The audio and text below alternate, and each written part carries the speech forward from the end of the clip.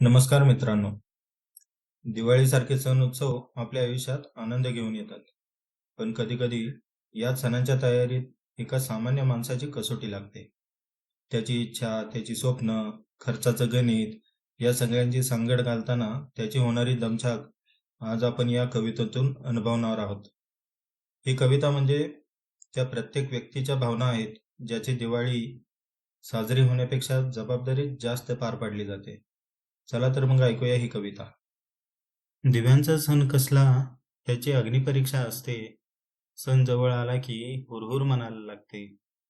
सामान्य माणसाचं हे असेच असतं हे जीवन. कर्ज उधारी केल्या वाचून नाही होत मोठा सण. स्वतःच्या सुट्टीसाठी लागतं साहेबाची मनधरणी करणं. खर्चाचा अंदाज येता साहजिकच आहे घाम फुटणं. कष्टाने साठवलेल्या पैशाचा फटाके धूर काढतात. सणाच्या निमित्ताने छुप्या मागण्या तोंड वर काढतात. प्रत्येकाची प्रत्येक मागणी हसत पूर्ण केली जाते. बायकोची साडी राहिली तरी ती बिचारी समजून घेते. आतमधली पंथी ओली इतरांचा आनंद पाहून उजळते. साऱ्यांची साजरी होते दिवाळी, त्याची फक्त पार पडते, त्याची फक्त पार पडते.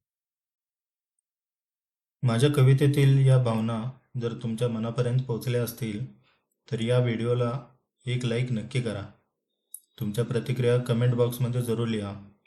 आणि हो, चॅनलला सबस्क्राईब करून मला असाच पाठिंबा देत राहा. धन्यवाद.